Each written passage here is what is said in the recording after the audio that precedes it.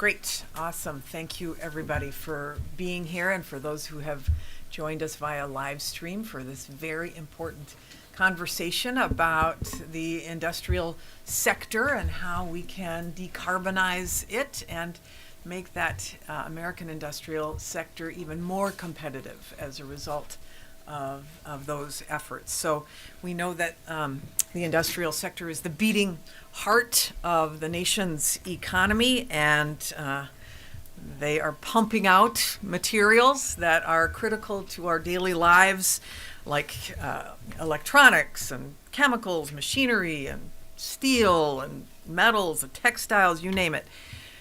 And yet we all know that the fruits of this sector come with a cost.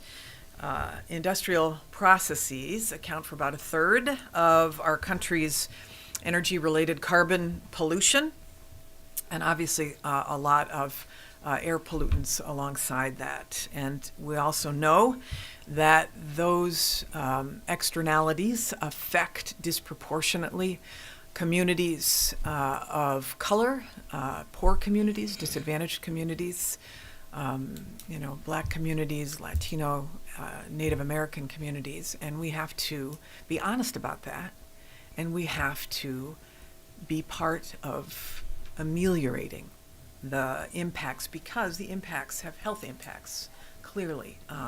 Disproportionately, people in those communities have shorter lifespans, disproportionately affected by asthma, et cetera. So, the facts are we can't live without the industrial sector, and yet we can't live with the climate impacts and the pollution impacts, that carbon pollution in particular, that the sector produces. So that's why President Biden's vision for a new American economy powered by clean energy includes an industrial sector that is drawing down those pollution levels and thereby, we believe strongly, making that sector globally more competitive.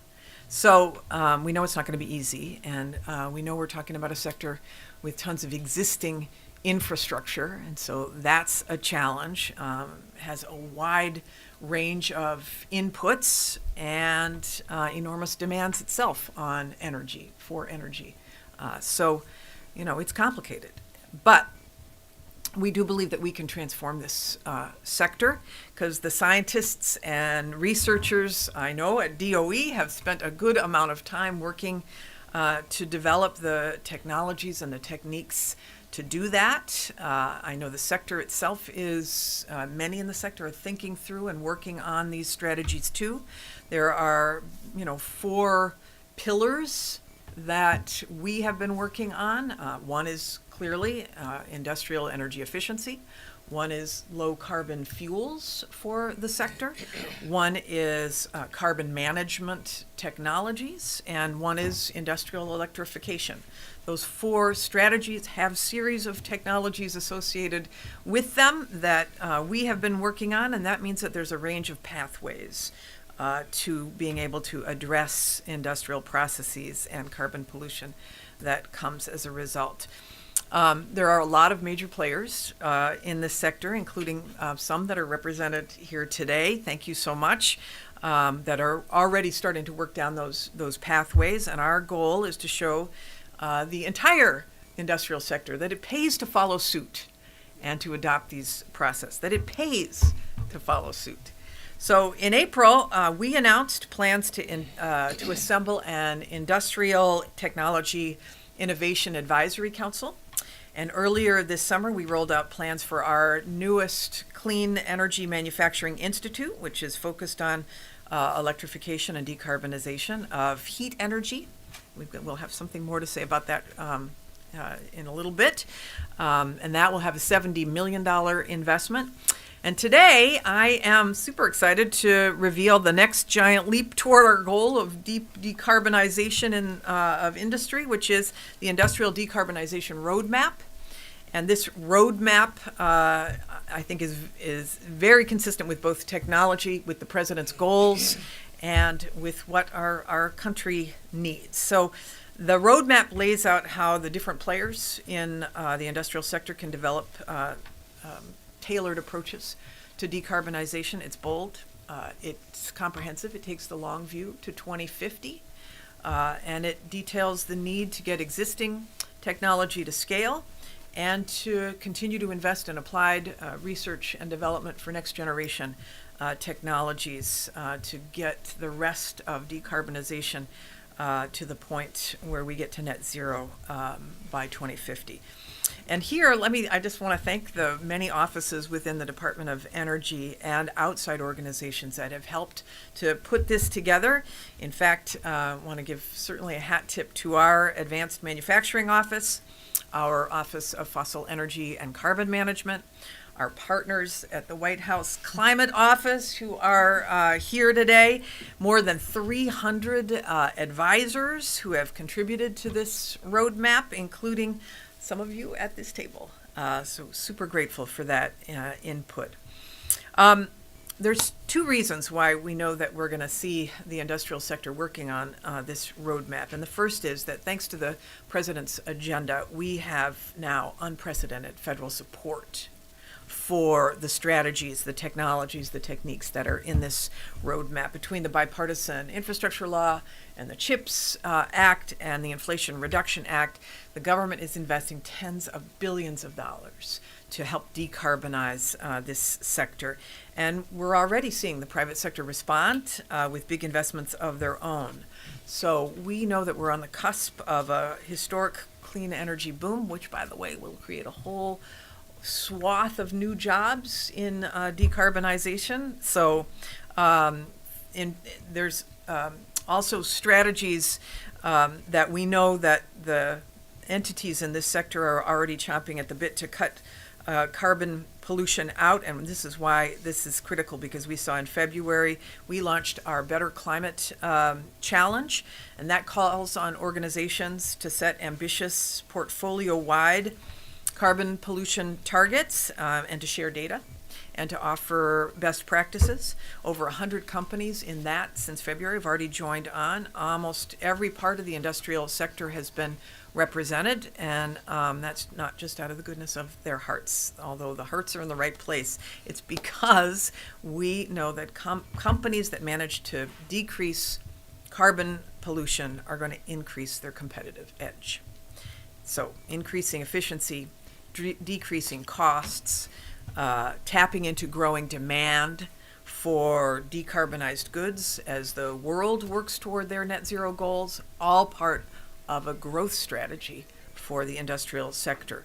And it's also about securing an advantage for more than 11 million Americans who are working in this sector right now. We can see this dynamic, for example, with the American steel industry, which I'll let the representatives from this industry joining us today say a little bit more about.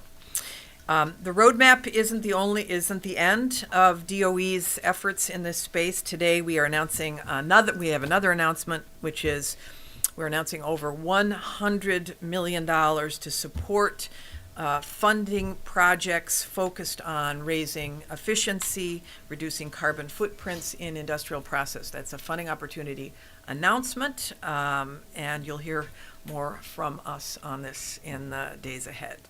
So we appreciate everybody's participation, both at the table and watching, and who may not even be watching, and who you can tell should be participating. But so it's going to take more than DOE, and it's going to take more than just those who are here. We're going to need leadership in very broad ways, and one of the people who has been leading this and really championing industrial decarbonization from the White House is Gina McCarthy, my partner and friend, and thank you for being here. Well, thank you, Secretary. First, thank you and your amazing team for all of the work you've done on the Industrial Decarbonization Roadmap and for bringing us all together. Talk about how we can keep pushing together, because that is the key. We have actors all around this table who are enthusiastic about the work ahead. if we can just stick together, we can actually spur American competitiveness and climate action at the same time, which is what we have to do. And Madam Secretary, if I can say, I think you are this country's biggest source of renewable energy. I do not know how you do it, but you never fail. I'm only following in your footsteps. And so thank you for all of the partnership, but really thank you to everybody for being here, for building this kind of collaboration. You know, it's a gathering that's really an opportunity for us to underscore and to strengthen the work that we're doing together, because that's how we're going to succeed. We have to keep pushing to deliver the kind of secure and growing economy that people expect in the United States of America. And that means we need to deliver it for the people in this country and for the organizations and the businesses that we work for. You know, it's just going to be essential. You know, we need to make products right here in America. That is what is going to make us secure. That is what is going to free us from beholding to other countries that don't share our values. And so we have made, I think, remarkable progress already since the president came into office to use this collective energy and to tee it up. Now is the time for us to hit that home run right over the green wall. There she Okay, goes. right over the green wall. And now, all across our country, we are seeing people really looking for these pathways. So the timing is really critical, because we have to reduce industrial emissions. We have to, at the same time, create those good-paying jobs and to boost our domestic manufacturing. And that's what this deliverable is all about. It's a document that's going to explain to people that we have many pathways forward. Let's explore them together. Let's look at what they offer. Let's look at how we can make sure that every path we choose is one that we can bring every community and every worker and every family together, knowing that it's a pathway for their success, not just the overall project. And that's why it's so exciting that DOE has completed it, because it's going to help us guide the things that we need to think about together and how we bring everyone into a clean energy economy in this country. And frankly, it's none too soon.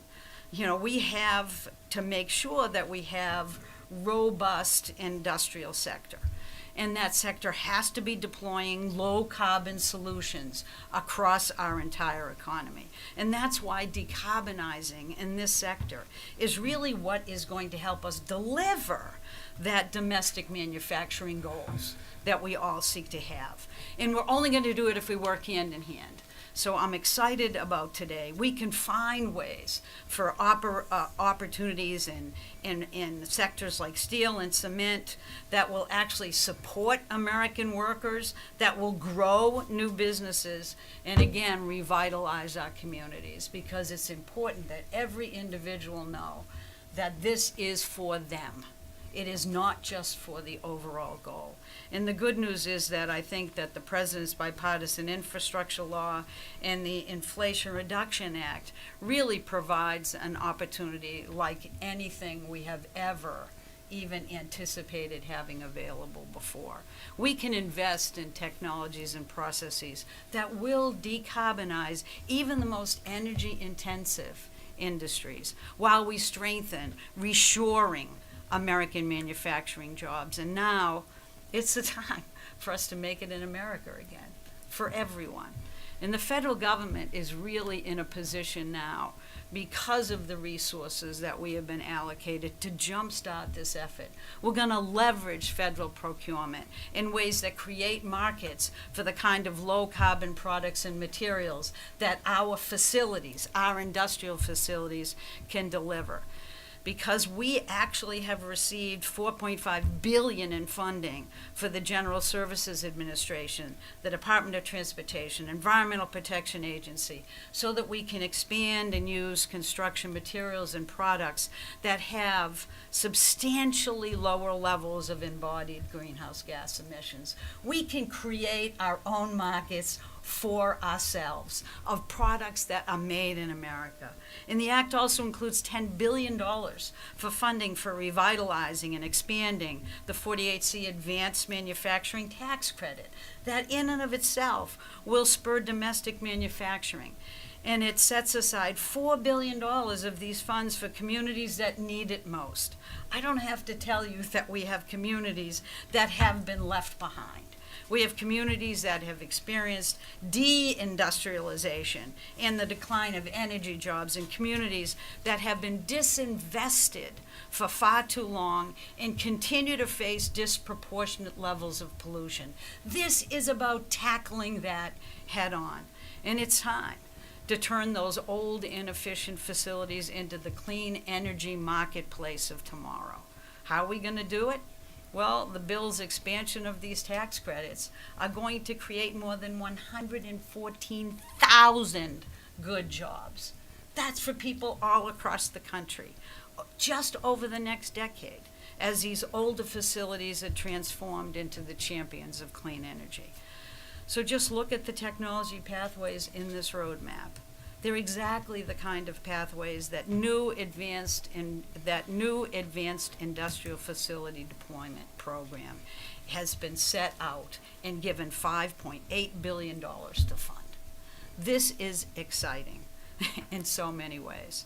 So thank you, Secretary. I almost called you Jennifer. That's blasphemous That's okay. at my Did age. I just call you Gina? Yeah, that's okay, good. Okay, Jen, thank you for all of the work that you've done, all of the work that your team has done. You know, this is an incredibly important initiative, and really your passion and excitement is what's going to bring us to a healthier and a brighter future. And I know we will do that, because I know we are all in.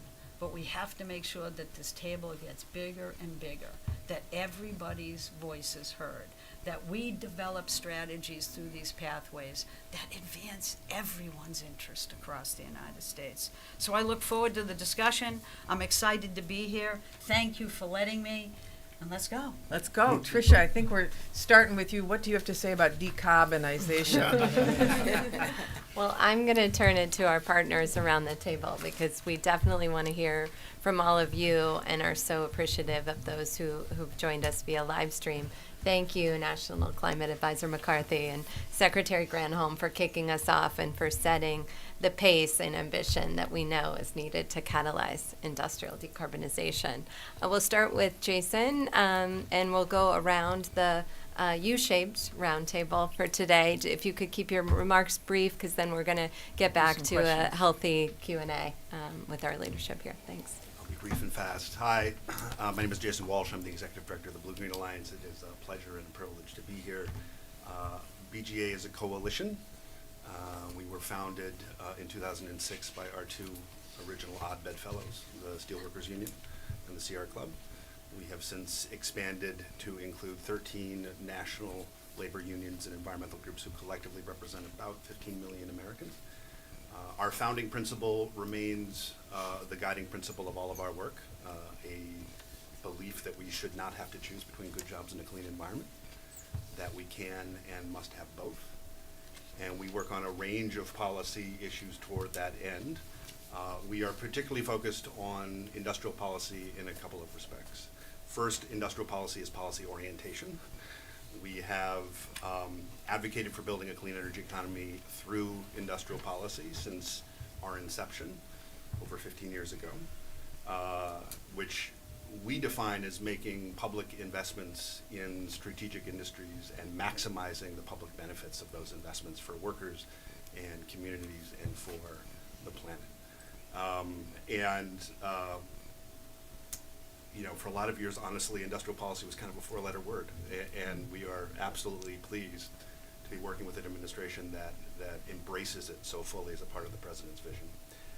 And then we're interested in industrial policy because it's focused on the industrial sector, the biggest part of which, of course, is manufacturing, which continues to be the backbone of the American middle class, those 11 million workers, which is the main driver of innovation in this country, and for which reducing CO2 and other pollution will make our manufacturers more competitive in a global economy that is increasingly demanding clean, low-carbon products, while at the same time creating healthier conditions for workers and communities on both sides of the fence line. So I'm really glad to be here and look forward to the conversation. Good morning. I'm Philip Bell, president of the Washington, D.C.-based Steel Manufacturers Association. Steel Manufacturers Association represents the growing and sustainable side of the steel industry, the electric arc furnace or EAF steel producers. Over 70% of the steel made in this country is made via the EAF process. And we're very glad to partner with Secretary Granholm today to share ideas and to explore ways that we can continue on our journey to a lower carbon future. We use a steel making process that uses electricity and has the dual benefit of recycling ferrous scrap to make next century steel products. And thank you for having us here today. And I'm Abigail Rajitsky from Breakthrough Energy's U.S. Policy and Advocacy team, and I focus on industrial decarbonization there. And Breakthrough Energy, really founded by Bill Gates, we really are focusing on making sure the technologies that we're going to need to reach net zero in 2050 are able to be developed. And so we're really excited to be here and work together with the Department of Energy, the administration, and other agencies on this challenge on the industrial sector. From our fellows program that's supporting early career entrepreneurs working on this challenge, to our portfolio companies in the Breakthrough Energy Ventures side who are thinking about putting manufacturing facilities here domestically and how to do that, to our Catalyst program, who is already partnering with the department on how to fund commercial scale demonstrations of these needed technologies, especially in the industrial sector. So again, really excited to be here and to continue working with everyone around this table on this issue. All right, good morning. My name is Robbie Orvis. I'm the Senior Director of Modeling and Analysis at Energy Innovation. Thrilled to be here this morning. Energy Innovation is a nonpartisan climate and energy policy think tank, and we work with decision makers around the world to help model and analyze policy options and regulatory options to decarbonize the economy, including the manufacturing sector. I'm representing my colleague, Jeff Rissman, who leads our industrial decarbonization program and has spent much of his time over the past few years looking at the different technologies and policy options to decarbonize manufacturing. Much of which will be included in a forthcoming book called Zero Carbon Industry, which will be a great complement to the roadmap being released today. And yeah, really excited for our conversation and to have a chance to talk about all the great things we've seen of late. Thanks. Hi, I'm Darlene Schuster. I'm the CEO and Executive Director of AICHE. We're the global home of the chemical engineers and the chemical engineering profession. In order to achieve this mission of us being the global home of our profession, we have 3 key strategies that we work on. One of those strategies is for the individual learning of our members. Please note that we are a 501c3 with individual members as well as corporate roundtables that I'll mention in just a moment. So we focus on learning and education of each and every one of our members throughout their career life cycle. The second strategic pillar that we have is on using our expertise of our collective profession and members to help solve societal issues and address societal concerns. Obviously, decarbonization is a major societal concern that our members are very actively engaged in.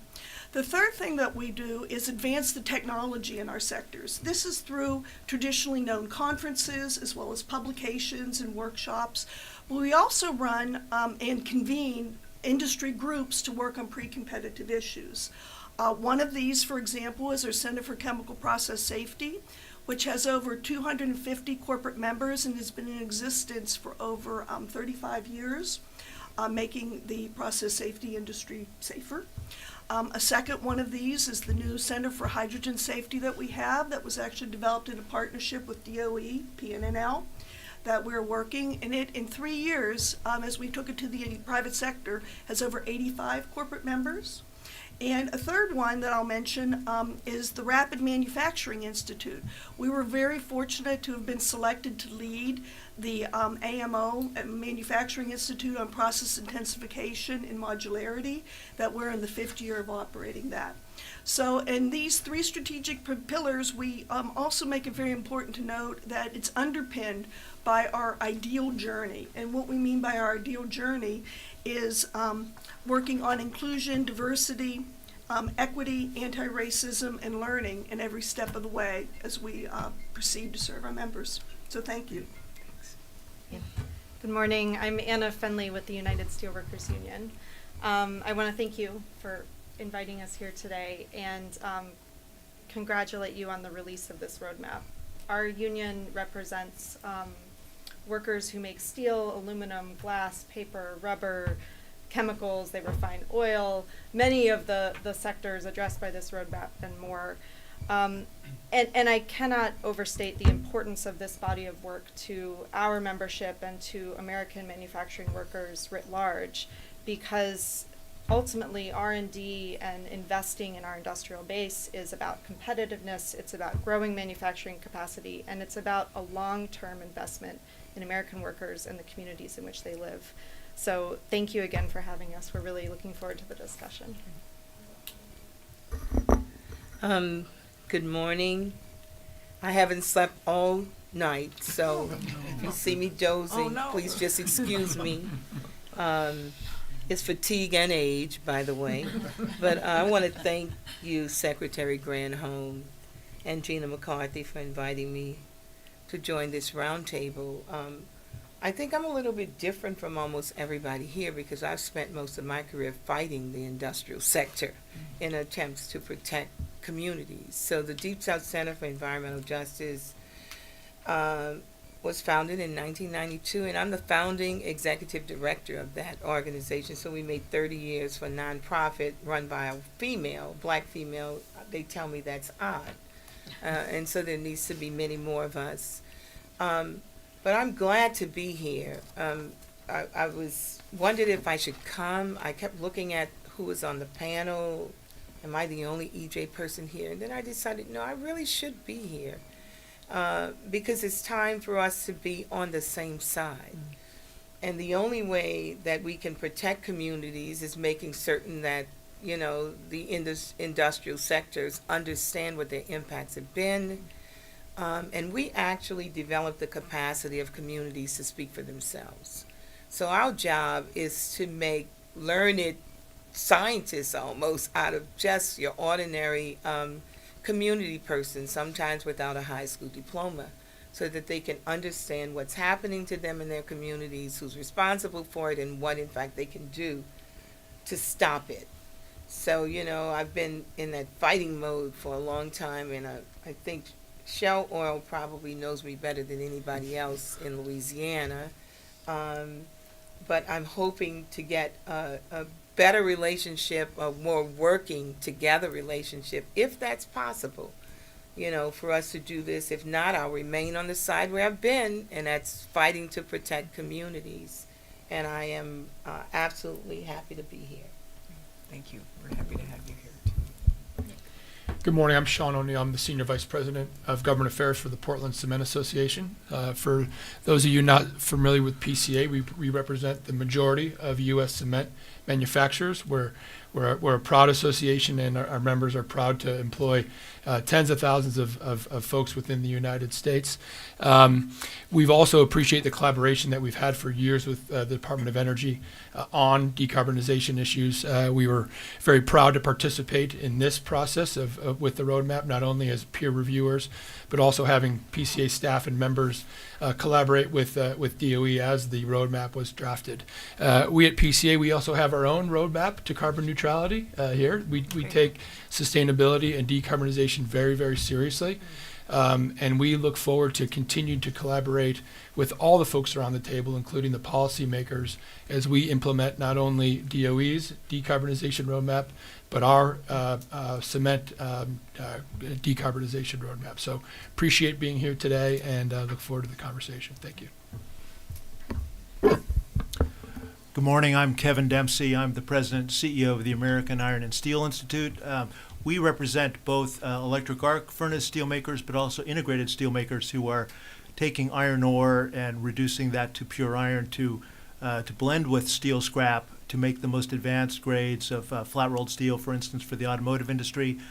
That iron-making process is one of the most emissions-intensive processes in the steel industry, and it's one we're very focused on to lower carbon emissions. We're very proud of the fact that we're already the lowest of the major steel industries around the world in terms of our carbon emissions, but we're very focused on additional work that can be done to reduce emissions by using natural gas, using new technologies like direct reduction of iron that hold the possibility of using hydrogen instead of natural gas in the future to really get to full zero carbon steelmaking. So we've been a long-time partner with the Department of Energy on a number of research projects. We're very pleased to be part of the roadmap process today, and I look forward to this discussion. Great. Thank you. Hi, my name is Rebecca Dell. I'm the Senior Director for Industry for the Climate Works Foundation. Thank you so much for having me.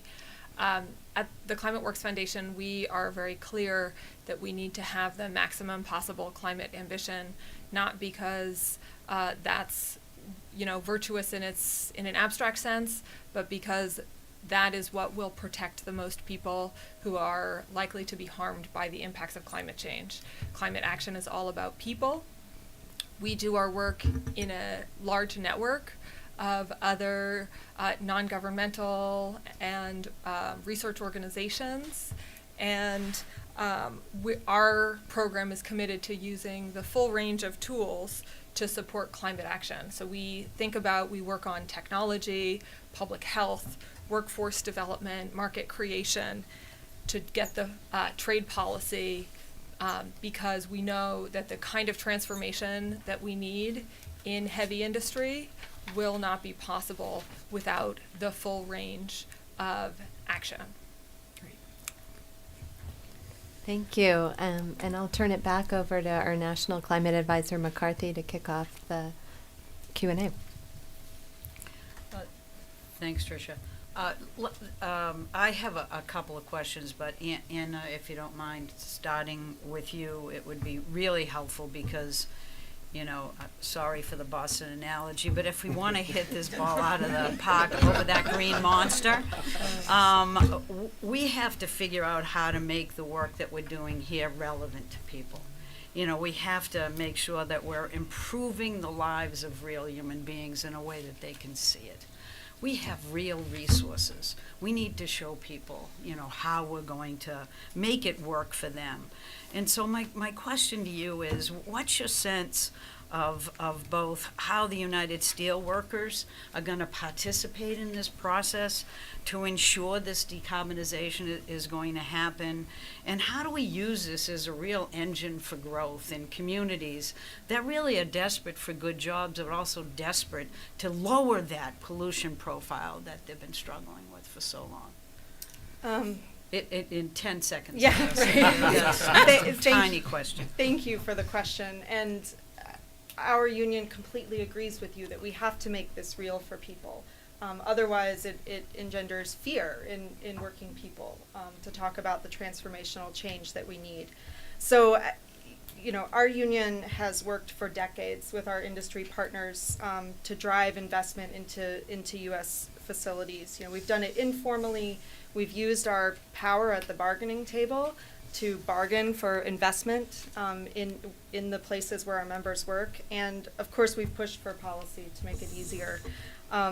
I don't think we could have envisioned, several years ago, the resources that Congress would have given the federal government through the Bipartisan Infrastructure Law and the Inflation Reduction Act. So as we're looking at how we can help make that real, there are a couple things that we think the federal government can do to help workers see this impact. One is being a convener, driving collaboration among industry, labor management collaboration, because we need to catch the low-hanging fruit, but we also need to do the really big things that are going to be hard but transformational and invest in jobs long term. The second will come as no surprise to you, but we would urge the federal government, as you're looking at partnerships with industry, as you're looking at places to deploy technology, to make sure that we're doing so with companies and at facilities that pay fair wages, that respect a worker's right to organize and collectively bargain, and who are committed to investing and staying in a community and doing the right thing. We really look forward to working with you on that. Thank you, Anna. That was a really pretty comprehensive answer to a very difficult question. So thank you for putting up with it, and it's pretty inspirational to think that the United Steelworkers are all in on this issue, and they have to be. And I really appreciate all the work that you've done. Robbie, can I turn to you next? From your perspective at Energy Innovation, as we're moving forward with this decarbonization in the industrial sector, how do we bring that workforce along? How do we make sure we do it in a way that creates jobs also for the future? It's not just about patchwork. This is about transformation. Yeah, thanks for the question. It's a really important one. I think one thing to highlight is that decarbonizing industry, particularly some of the technologies and pathways we've already discussed, actually can save industry money and make our goods cheaper and free up money to pay workers more and pay for that workforce. So in particular, I'm thinking of some of the electrification opportunities or efficiency, where there's a lot of potential for energy savings. Of course, there's other supportive policies that will help as well. For example, incentives for reshoring or onshoring industry. Great example is the production tax credits and the Inflation Reduction Act, which will help create those markets and make sure that as the U.S. industries decarbonize, those goods are remaining competitive with other countries, particularly those that may not be decarbonizing as quickly. Retooling grants is another example that can help industry install those technologies and have those lower costs to maintain those workers, as well as domestic content incentives and requirements. So again, the Inflation Reduction Act has some good examples of that. For example, the domestic content bonuses, some of the funding for buying Buy America products, especially those that are low carbon. So helping to create those markets and make sure there's still that demand for American goods as the industry decarbonizes. I think finally I would mention that we need to continue support for and further invest in STEM education to make sure we have a well-trained workforce that's prepared for the 21st century and all of the new clean energy technology manufacturing that we anticipate and are planning for. Great. Let me jump in with a question, if I can. Dr. Wright, I'm so glad you're here. This conversation can't happen without you, but know that you are not alone in raising these issues of environmental justice. The Biden administration this is why it's so important that we hear from you, but it's so important. We want to continue to be an ally in this effort. So for example, at the Department of Energy, when we put out funding opportunity announcements, we are ensuring that projects are rated based upon whether they have meaningfully engaged the community and are taking into account the externalities that we all want to prevent from happening as we decide who gets funding, right? Mm-hmm. But from your perspective, I'm really interested in knowing, we're all interested in knowing, I'm sure, how can we craft and implement an industrial decarbonization strategy that works for all Americans in every pocket of the country, but particularly in communities that have been left behind? Yes. Thank you, Secretary Granholm. I am absolutely happy to be here, and it is different, that people welcome me. I'm accustomed to people shushing when I walked in the room, or you'd hear mumbling like, oh, here she is, here again. So this is a completely different environment for me after 30 years of work in this area. But I pondered a bit before answering this question and finally came up with some thoughts. This is a very important question, and how we respond will be of great consequence to the quality of our existence. Some people don't understand we're fighting for a quality of life to maintain something that we're losing. So from my perspective, and based on my 30 years of experience in my work as an environmental justice and climate justice researcher, advocate, and scholar, there are two major steps that must be implemented to ensure a just and equitable industrial transformation. In fact, without a pursuit of equity and justice in our planning, we will not reach our goal. In fact, we'll be where we are now, and we're trying to get away from where we are now. And you have to excuse me because I'm a college professor. If I don't write it, I'll be here 30 minutes. So it's important to try to stay on task. So I think we begin with a precautionary tale. In other words, what can we do to change this trajectory that we find ourselves on? And to answer that question, we have to ask another question, and that is, what have we done to get here? And what must we do differently to transform? I have some thoughts on that as well. Sound like Elizabeth Warren, right? I have a plan. But the answer for me is that we start with science and the utilization of methodologies across all disciplines. The answer lies not only in technology, but also in people and their willingness to adapt. But most importantly, the use of science to produce sound technology and industrial development that reduces carbon dioxide emissions and advances our goal of reaching net zero by 2050.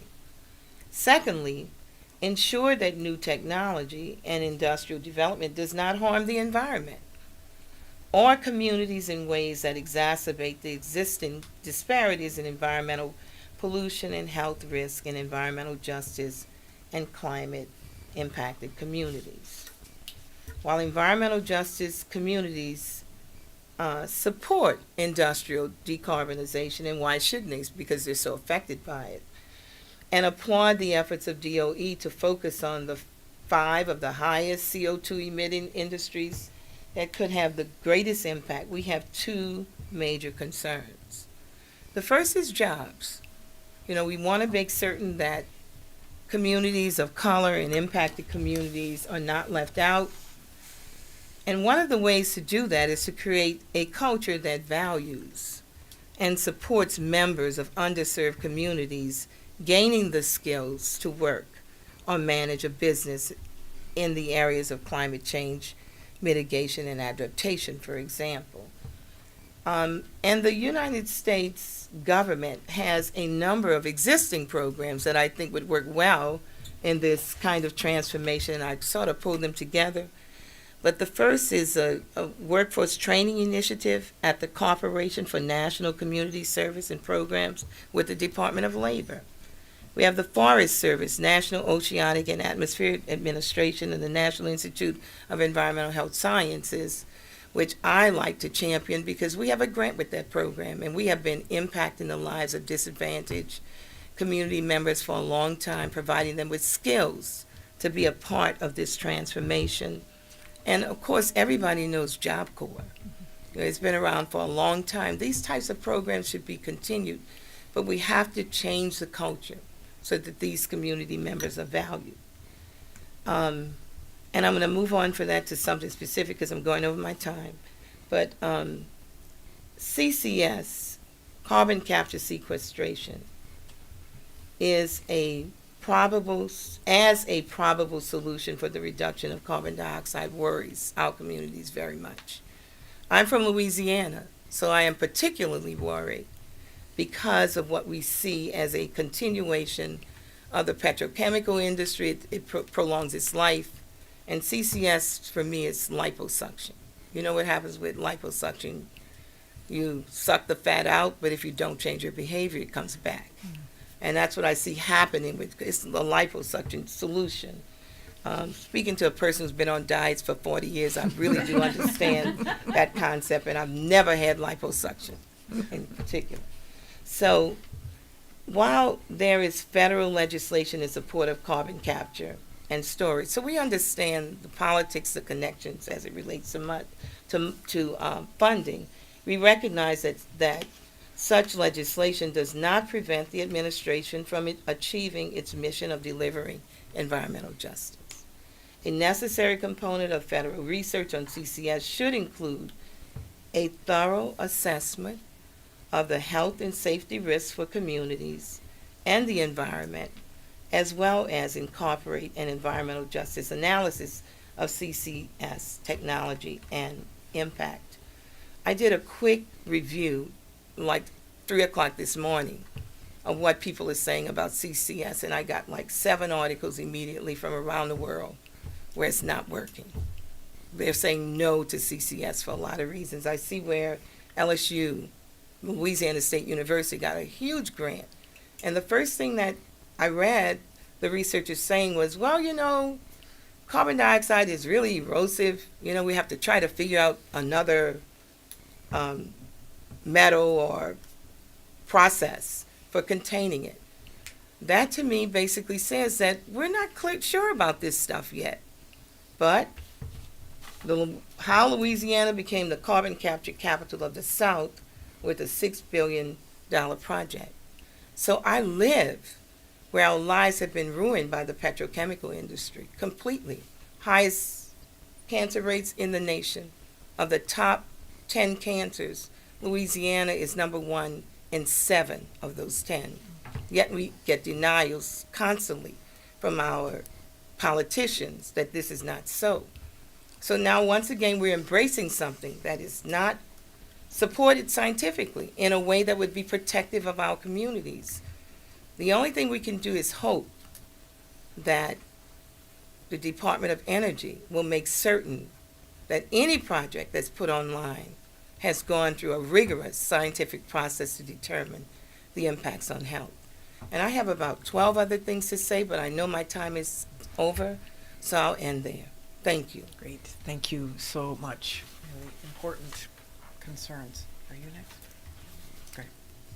I'm just going to shift us not to take away any of the spotlight on Dr. Wright's critical message on how we design these technical pathways to support our communities, our workers, and Justice 40, as Secretary Granholm said, is really the foundation of moving that agenda forward across our whole of government approach. So I hope we can get back to that later in the discussion, and certainly in the follow-up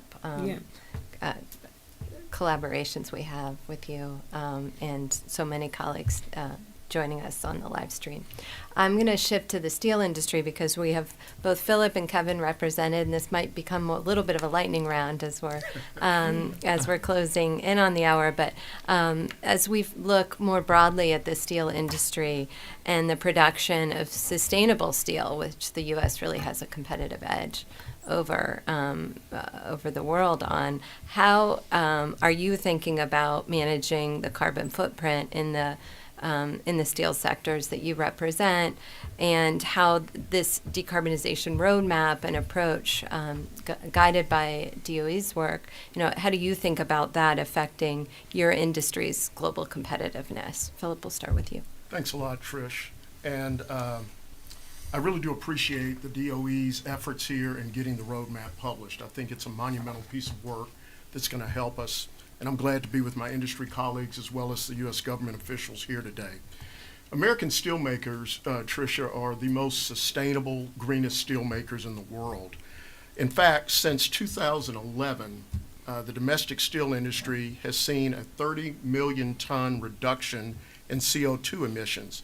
And this is reported by the EPA facility level emissions tracking tool. This is due in large part to the dominance and growth of the electric arc furnace steel industry. As I mentioned earlier, over 70% of the steel in this country is made via the EAF route. In fact, the DOE roadmap projects that this number will go to 90% by 2050. And I think it's important to note that as a world leader, we produce steel at low carbon intensity levels that other countries can only aspire to. And when it comes to our carbon competitiveness, Tricia, the Climate Leadership Council recently reported that products made by domestic steel makers are between 75 to 320% lower in carbon intensity than traditional steel makers around the world. In fact, at the SMA, we think it can be easily said that if you want to reduce greenhouse gas emissions in this country, you should buy steel that's made by Americans for Americans. It's as simple as that. And there are a lot of other competitive advantages that we have that we can certainly use the DOE's help in exploiting. First of all, in the United States, we have less reliance on seaborne raw materials like coke, coal, and iron ore, which already have high CO2 intensity levels and add additional CO2 through their mining, extraction, and transport. Also, we need to find ways to continue the use of pelletized iron ore by our nation's blast furnace steel producers. Also, we're seeing an increased use of natural gas and DRI in steel production. So any support and help we can get in that area is great. But most importantly, particularly among electric arc furnace steel producers, we're seeing an increased use of renewable energy, everything from solar, hydro, and wind to help energize their plants and make steel. And also, as electric arc furnace producers, we're using electricity from an energy grid that gets greener every year, thanks to the administration's policies and the work of the DOE. Now, while we make over 70% of our steel via EAF, the rest of the world only uses about 30% EAF in this process. And so I think what we're seeing is the rest of the world increasingly trying to make their steel industry look like ours. We can go to Canada, the EU, China, India, and even Japan, and we see the shift to EAF-based steelmaking using government incentives and programs from these countries. So there are many promising routes that lie ahead. There's hydrogen-based steelmaking, for example, but we also should take a very close look at a proven, established method, EAF steel production, that has made us a global leader. And I'll close with this, Tricia. I think it's also important to know that we applaud the provisions of the Inflation Reduction Act, the money that's been put forth. We also applaud the bipartisan infrastructure bill. But it's very important for the administration to know that the DOE cannot do this alone. And they need to recognize the intersectionality of trade policy with climate policy so that we are approaching trade in a way that complements what Secretary Granholm and her team are doing and helps us rely on a very balanced approach to get to a lower carbon future. Thank you. Yeah, from my perspective, again, I'm with the American Iron and Steel Institute. I agree with everything Phil has said. We already have a huge advantage globally because we have moved to over 70% electric arc steel making, and I think that number will keep going. Obviously, for that segment of our industry, what's going to be critical, though, is that the electricity that is used to power our electric arc furnaces is clean. And so all of the efforts to further decarbonize and produce clean energy, including in particular the incentives that were part of the Inflation Reduction Act, we think is really critical because and that's been a major focus for many of our steel companies to work with their electricity providers to get that clean energy so that we can even further reduce the emissions we have.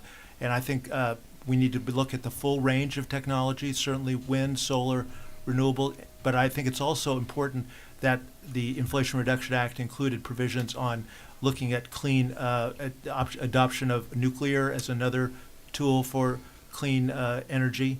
And then on the other side of the industry, where you're taking iron ore and producing iron, we need to continue the work to further reduce the emissions associated with that. We're already making great strides. Phil mentioned we already use pelletized iron ore, which is significantly cleaner than the sintered process that's used in China and most of the rest of the world. So we need to continue that work, but we're also increasingly investing in other ways to take the iron ore and produce the virgin iron. And that's this direct reduction method I mentioned before that produces what we call direct reduced iron or hot briquetted iron. And those facilities, which there are several now in the United States, are really state-of-the-art technology. They're currently using natural gas, 100% natural gas, so no coal, no coke, to reduce the iron ore to iron. And that's already meaning a very substantial reduction in carbon emissions. But importantly, those facilities are being built with technology that can adapt to using hydrogen when clean hydrogen is available on a commercial scale and at a competitive price. So it's also, we think, critically important to continue the work that DOE started with its 111 initiative and with the provisions that were in the infrastructure bill on promoting hydrogen hubs to look for ways to further incentivize the development of clean hydrogen in the United States, because when that's available, our companies can use it. We're ready today in our newest mills to use that. So I think those are also very important tools, and all of these measures help reduce our costs and help us be more competitive and keep jobs in the United States. We think that's critical. I will say I do think that we need to look at all of the technologies available, and we should include carbon capture and storage as an option, especially as a way to recycle some of the emissions from our existing facilities back in and utilize them, not just store them, but utilize them in our production processes. And I know there's a demonstration projects DOE already has underway with steelmakers in the United States to look at how to do that, and we think that's another important tool as part of the toolkit. Thank you, Kevin and Philip. You give us a lot on the arc of what's available today and where we could head towards a net zero future. I want to shift briefly to cement and chemicals. So Sean and Darlene, you work in incredibly complex industries that have a variety of solutions highlighted in the roadmap. If you could focus on a top one or two where you see the opportunity to really lean in to solutions that will advance a decarbonization agenda. For first, Sean, you in the cement space with PCA, and then Darlene, close this out on chemicals. Great. So I'll try to be as brief as possible here, understanding there'll be a lot of follow-up to today's meeting where we can get into the weeds a little bit more. But I'll just say this, we are a critical and complex industry, but we're also very innovative and kind of ever-changing. And I don't think that statement's ever been truer than it is today. We look at, we're focused on policy changes that will help us decarbonize and meet those 2050 goals that I think we share with the administration. Just to focus on a couple, we talked about CCUS. You highlighted in your roadmap, we highlighted in our roadmap. We cannot get there until we have scalable CCUS technology. There's challenges in doing that. We're focused on taking it from the design study phase to the pilot program phase and getting to that scalable CCUS technology sooner rather than later. There's other issues around CCUS as it relates to permitting, so I think we're very pleased with the permitting conversation being started as part of IRA, and very much think that is crucial if we are actually going to take this from design to pilot to actual installation of CCUS technologies. We talked a little bit about procurement. We are working actively to try to expand the market for low carbon cements like Portland limestone cement. It's got about a 10% lower carbon content than traditional Portland cement, and other blended cement. So our members have the ability, and they are making this product.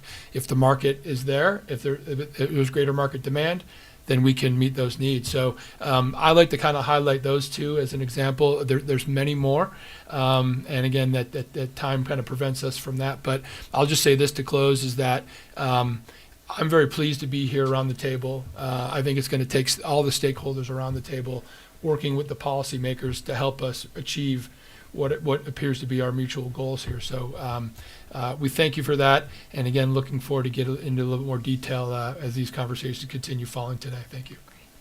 Okay, on the chemical industry, as we have said, it is very complex, and the nature of the complexity comes in several factors that I'm just going to go over very quickly. I know we have a time constraint here.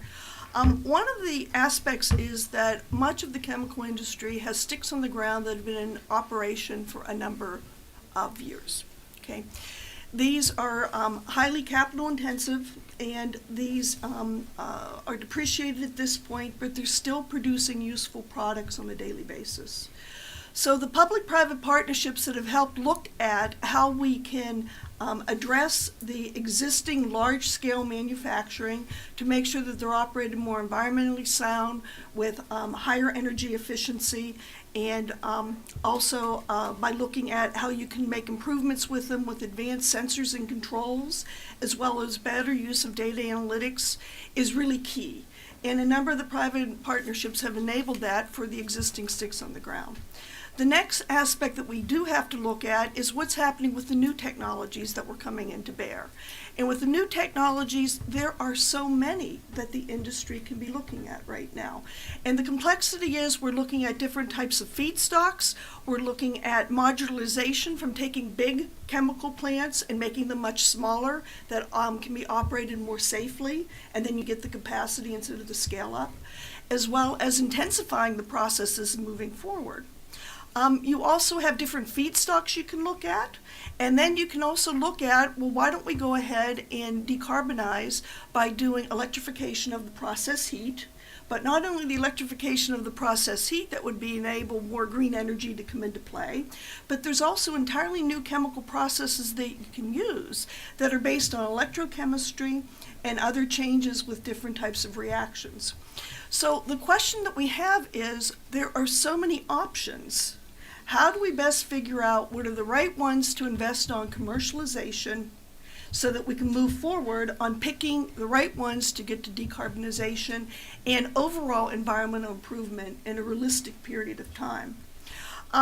Along with this, I think it's really important to say that, you know, we run these industry consortiums for a number of different pre-competitive reasons. It is really clear to me that the sector really is making the highest level commitment not only to sustainability broadly, but also specifically with decarbonization. So they're at the table, and we hear on a daily basis how the sector, small and medium as well as large organizations, are deriving value from these public-private partnerships that have been funded, for example, with the Department of Energy. And we're going to continue to help support these as we move forward and be very careful in the overall analyses that whenever you do bring new technologies to play, you don't want unintended consequences. And this oftentimes involves really looking at your overall environmental metrics. So if you're taking a look at how to optimize for decarbonization, there's many processes to select from, and you also have to look at how you don't muck anything up with respect to other environmental pollutants that you might have in this regard. Smart. Okay, there's 3 people who have not spoken yet, and I want to make sure we get you, and unfortunately the time constraints are we're going to have to get your answer quick.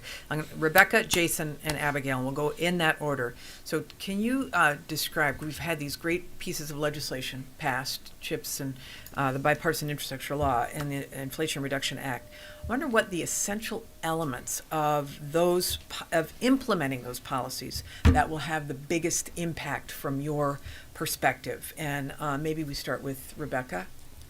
Great, thank you. Luckily, we coordinated ahead of time, so I'm going to make just one point and leave the rest to my colleagues, Jason and Abigail. And the one point that I'm going to make is a little bit of an unsexy one, but it is we need to be investing in building strong institutions in our government in order to effectively implement these laws and make the transition that we have in front of us over decades. And a startling fact is that there is not a single Senate-confirmed position in the entire federal government focused on the future of American manufacturing or the American industrial sector. And so these issues have kind of been pushed down into some of the corners of different agencies, and what we need to be doing is pulling them out and elevating them and strengthening the institutions like the Advanced Manufacturing Office here at DOE, like the relevant offices at Commerce and EPA, that can actually do this work over the long term and can bring together the whole of government approach that many people have already referred to, that includes technology and trade policy and procurement and all of those things together. Individual staff people scattered around agencies all over the government can't do that effectively. And so critical to effective implementation of the laws in front of us and to the transition more broadly is building institutional capacity for industrial policy in the U.S. government. Okay, great. And I will make a single complementary point, which is that we think the roadmap offers a really important strategic opportunity to ensure that the Biden administration's supply side push policies work with the administration's demand pull policies in tandem, so that we are cutting emissions while boosting competitiveness and job growth in energy-intensive manufacturing sectors like steel, like cement, like aluminum, like other sectors. To make that happen, we recommend a strong linkage between the implementation of the roadmap, inclusive of this thing that passed and, since the writing was complete, which is the Inflation Reduction Act, and all of the deployment resources, right, that it brings. Gina, you talked about this a little bit, with the Biden administration's Buy Clean initiative, which will leverage the enormous purchasing power of the federal government to drive demand for low emissions materials in these same energy intensive sectors. So as federal agencies begin to prioritize the cleanest manufacturing facilities for procurement contracts under Buy Clean, DOE can target its investments to help ensure that U.S. manufacturers are well positioned to win those contracts with the cleanest facilities in the world. That kind of policy coherence, for lack of a better term, will help ensure that Buy Clean is a win-win for both industrial emissions and growth in U.S. manufacturing jobs.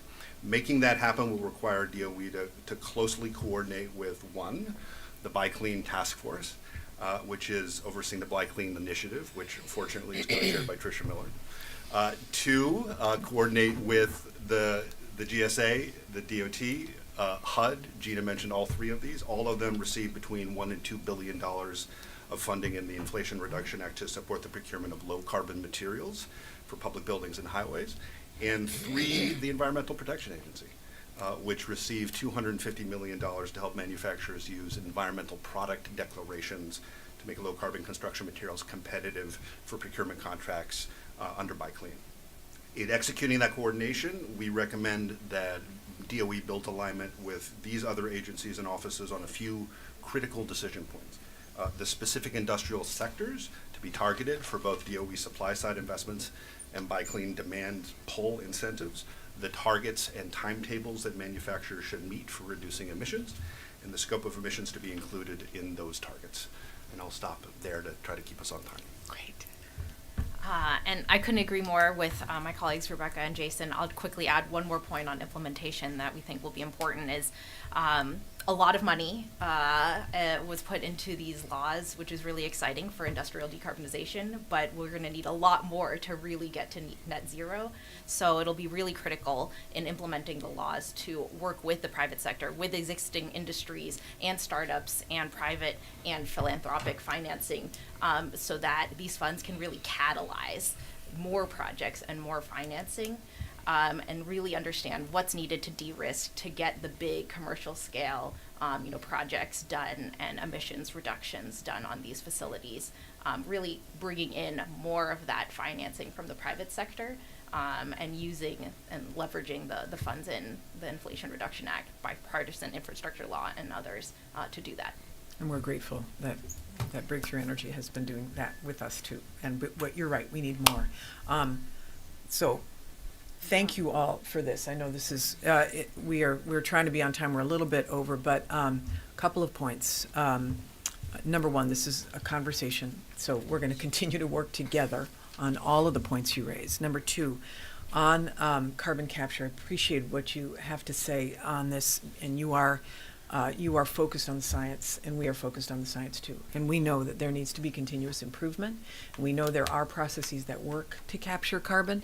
We also know the Intergovernmental Panel on Climate Change, who are a bunch of scientists, say we cannot get to our goals without removing carbon from the pollution that's already existed. So we have got to figure it out in a way that respects and hears and listens to and addresses community concerns. So I'm excited to work with you on that. We are all excited to work with you and other environmental justice organizations to make sure we get it right.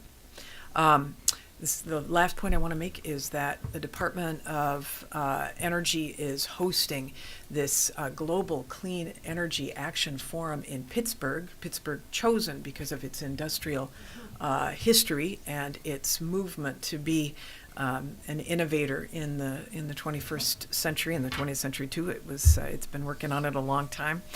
This is going to be in Pittsburgh on September 21st through 23rd. This is going to bring energy ministers from around the world to Pittsburgh, and thousands of people to see not just what Pittsburgh has to offer, but to really be the lead-in to the COP in Egypt, to say these are technologies that we've got to be focusing on that the world can also share. And I'm glad to say that John Kerry, our special climate envoy, will be hosting a roundtable on decarbonization there as well. So excited about all of that. Invite you all, and those of you who may be watching the stream, to participate either virtually or in person. So with that, thank you, partners, all in moving toward our shared goal of getting to net zero by 2050 and using technology and science and leadership and will to be able to do that, to play a role in healing our planet. So thank you all so much. Thank you. All right. Thank you. Thank you. I have a question for you.